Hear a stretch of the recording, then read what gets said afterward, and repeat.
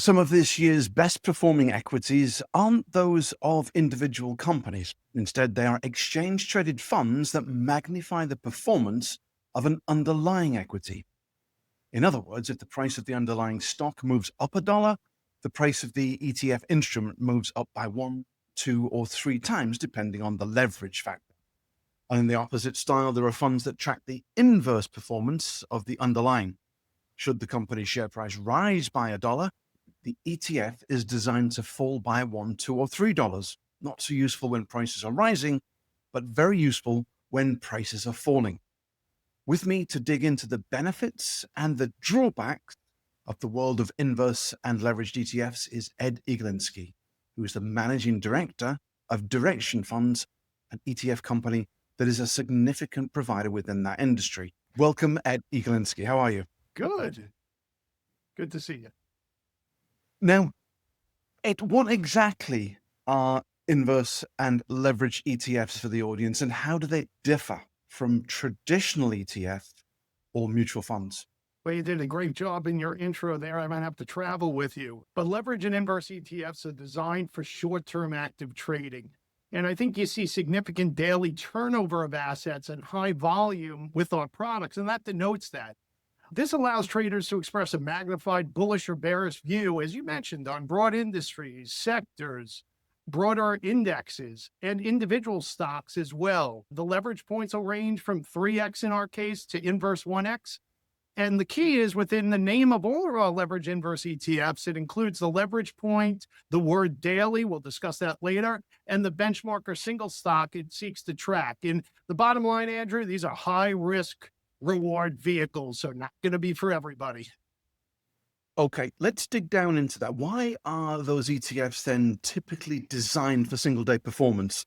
And what happens when investors hold them longer? Well, the objective is to seek to track the leverage point for a given single day. But once you hold these past one day, there's going to be something called compounding, and the leverage could work for or against you. So the trend is your friend. If your timing is wrong, you could have excessive losses. So let's take a simple 2-day example. I have $100 and I have a 3x bull fund.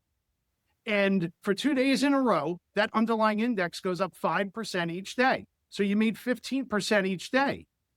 But due to compounding, you're going to be above that $130 mark after 2 days. The flip side is if you have a 2-day period where a 3x bull fund, you have the underlying index up 5% the first day, down 5% the second day. Ideally, you'd think you'd be back to your initial $100, but because of compounding, you're actually below your initial investment after 2 days, and you're at $97.75. So you're actually down. So I think those are two simple examples of when the trend works for you 2 days in a row, and when it's choppy, where you have the index go up and down the same amount on consecutive days, that you're below your initial investment in that example. All right. So talk about the tactical strategies where these products shine, such as hedging, short-term speculation, or volatility plays. Well, certainly you could trade off of headlines. We have a lot of people do that based on geopolitical risks, macro events. So China comes to mind, for example, leverage bull and bear on the FTSE China 50. Earnings, we just got out of the main earnings season. People trade off of pre and post earnings. The Mag 7 come to mind, of course. A lot of them reported last week, some with mixed results. So we have leveraged single stock where you could do a 2x bull or a non-leveraged inverse bear. And then we have economic data, albeit that right now the government's shut down, so not a lot of data points that you would normally have. Fed meetings, so we see a lot of trading in our leveraged financial select sector index, as well as the 20-plus year Treasury bull and bear. Those are very popular. What's going on right now with U.S.-China? Seems like something's always going on, especially with trade negotiations, government regulation potentially with the semis and software, so you could trade those leveraged bull and bear products. Spikes in the VIX. We're seeing that more recently now. It's been very complacent in terms of the marketplace since really you had the 90-day moratorium post-Liberation Day.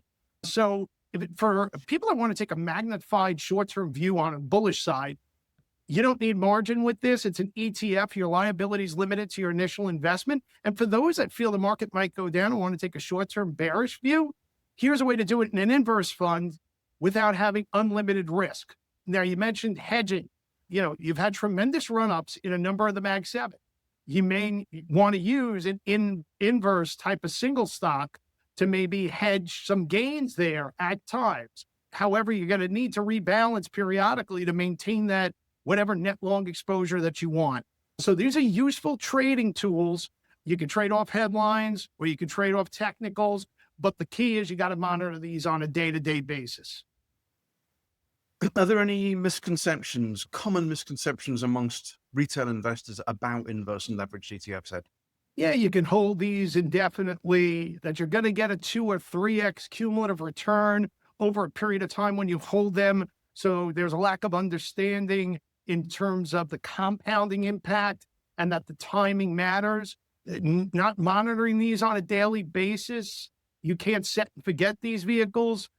And that most people, although they understand the risk, until you lose a significant amount of money, if you're on the wrong side of a trade, you want to make sure that whatever you're risking, you can afford to lose. But what about the recent trends? It's been a very interesting year. What about the recent trends in ETF flows or investor behavior that suggest increased or decreased interest in these products? Well, certainly there's been a big focus on tech, semis, AI, but also you've had a tremendous move in gold and gold miners. People are trying to predict the next interest rate move. The Fed says they're going to cut, but who knows? So we're seeing a lot of activity there.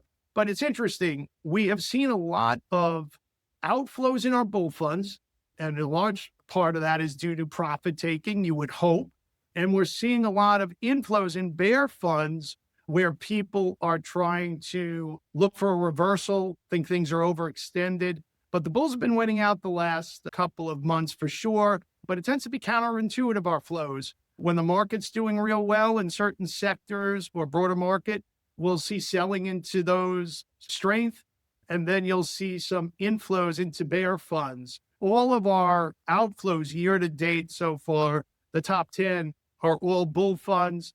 On the flip side, the inflows year to date, what's interesting, there have been some underperforming sectors, Andrews, like home builders, for example. So we're seeing inflows there.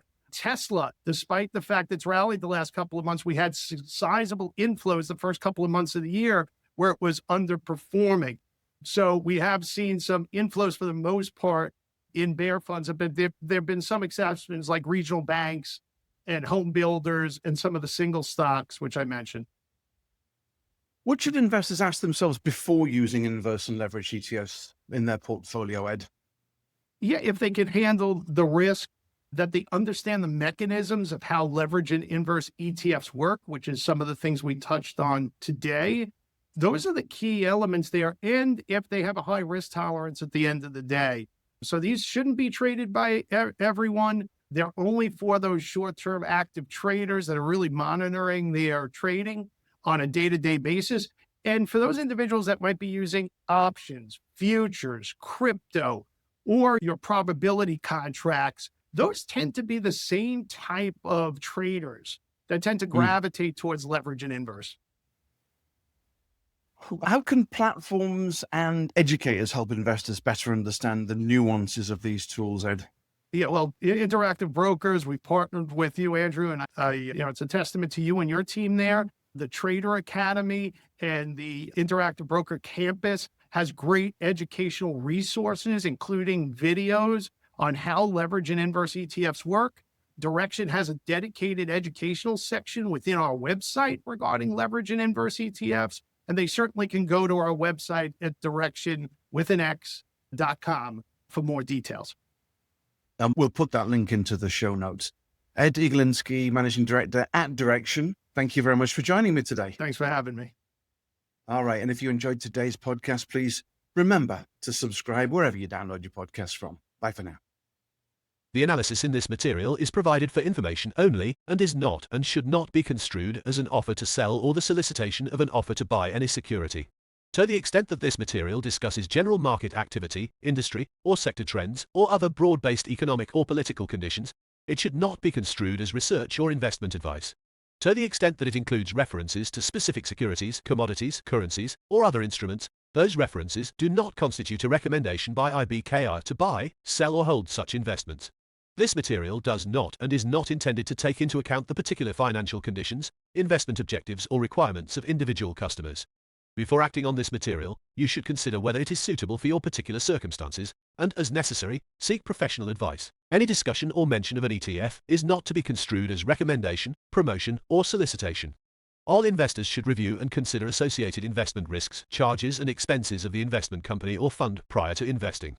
Before acting on this material, you should consider whether it is suitable for your particular circumstances, and, as necessary, seek professional advice. Complex or leveraged exchange-traded products are complicated instruments that should only be used by sophisticated investors who fully understand the terms, investment strategy, and risks associated with the products. Alternative investments can be highly illiquid, are speculative, and may not be suitable for all investors.